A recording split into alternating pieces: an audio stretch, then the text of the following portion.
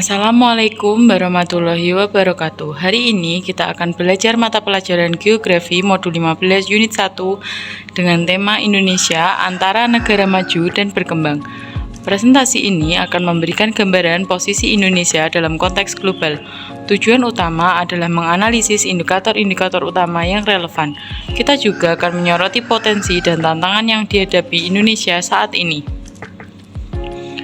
Yang pertama akan kita bahas yaitu ada indikator ekonomi utama, yaitu yang pertama ada PDB atau Produk Domestik Bruto.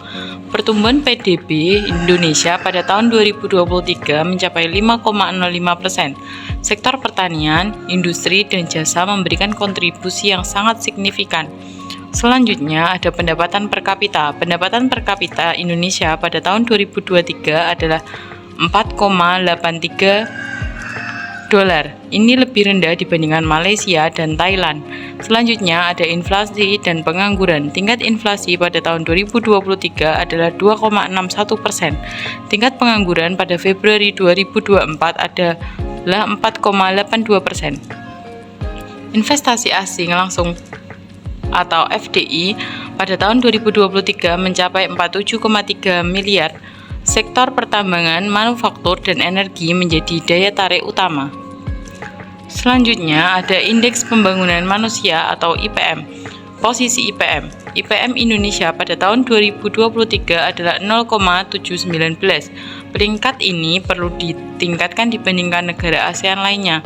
Yang kedua ada indikator kesehatan. Angka harapan hidup di Indonesia adalah 72,2 tahun. Akses layanan kesehatan dasar perlu diperluas. Selanjutnya ada indikator pendidikan. Tingkat partisipasi sekolah SD 97%, SMP 92%, SMA 78%. Tingkat literasi mencapai 96%. Selanjutnya ada infrastruktur dan konektivitas. Yang pertama ada perkembangan infrastruktur, yaitu panjang jalan tol yang beroperasi mencapai 2.816 km dengan kapasitas pelabuhan utama yang terus ditingkatkan. Yang kedua ada aksesibilitas internet, yaitu tingkat penetrasi internet mencapai 79,5%. Pengguna aktif media sosial mencapai 167 juta. Yang ketiga ada dampak ekonomi dan sosial, yaitu infrastruktur dan konektivitas yang baik mendukung pertumbuhan ekonomi dan sosial. Selanjutnya ada tantangan dan hambatan. Yang pertama ada kesenjangan pendapatan. Gini rasio Indonesia adalah 0,376. Disparitas wilayah masih menjadi masalah. Yang kedua ada kualitas SDM. Tingkat pendidikan dan keterampilan tenaga kerja perlu ditingkatkan. Yang ketiga ada isu lingkungan, yaitu deforestasi, polusi, dan perubahan iklim menjadi tantangan yang serius. Selanjutnya ada kebijakan dan inisiatif dari pemerintah. Yang pertama yaitu dengan adanya pembangunan berkelanjutan dengan implementasi SDGs menjadi prioritas nasional. Yang kedua ada reformasi ekonomi, yaitu paket kebijakan ekonomi untuk meningkatkan investasi. Yang ketiga ada daya saing global, yaitu upaya meningkatkan daya saing global terus dilakukan. Berikut adalah potensi dan peluang pada pasar domestik.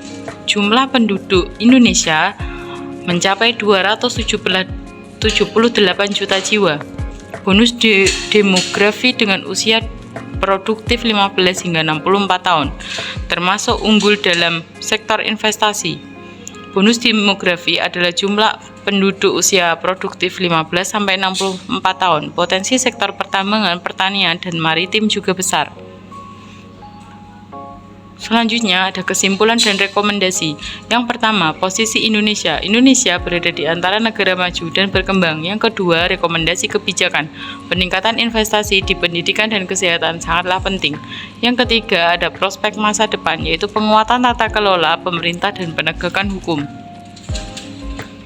Sekian pembelajaran hari ini, semoga bermanfaat. Wassalamualaikum warahmatullahi wabarakatuh.